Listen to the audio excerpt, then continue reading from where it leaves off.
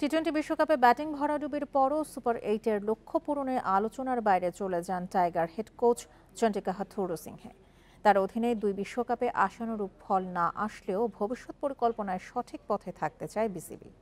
2025 সালের ফেব্রুয়ারি পর্যন্ত চুক্তির মেয়াদ থাকায় আপাতত হাথুরুকে বাদ দেওয়ার পরিকল্পনা নেই বোর্ডের।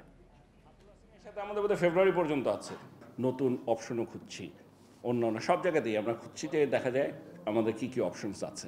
টি-20 বিশ্বকাপে হতাশাজনক পারফরমেন্সের পরও চন্ডিকা হাথুরুসিংহের ওপর আপাতত আস্থা রাখছে বিসিবি। 2025 চ্যাম্পিয়ন্স ট্রফি পর্যন্ত মেয়াদ থাকায় বহাল থাকছেন। যদিও 2 বিশ্বকাপে ব্যর্থতার পর হেড কোচ হাথুরু সহ কাঠগড়ায় কোচিং প্যানেল। টাইগারদের ব্যর্থতার কারণ অনুসন্ধানে লঙ্কান গুরুকে নিয়ে আলোচনা উঠে আসে বিসিবির সবশেষ বোর্ড সভায়।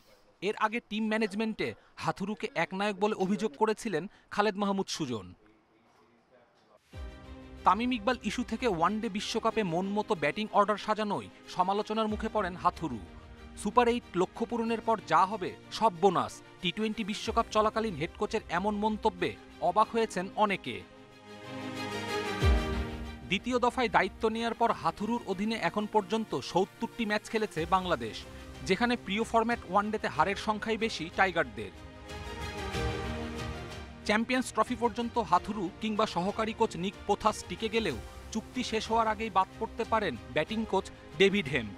যদিও বিশ্বকাপে দারুণ সাফল্য এনে দেয়া মুস্তাক আহমেদ টিকে যাচ্ছেন বোর্ডের পরিকল্পনায়। মোশতাক ওর সাথে আমরা we are ready to extend. Coaching staff রদবদলে তাড়াহুড়া করতে চায় না বিসিবি। এছাড়াও বিশ্বজুড়ে ফ্র্যাঞ্চাইজি লিগের দাপটে ভালো মানের হেড কোচ খুঁজে পাওয়ার চ্যালেঞ্জও আছে বোর্ডের। কপিল পাল, ইন্ডিপেন্ডেন্ট নিউজ।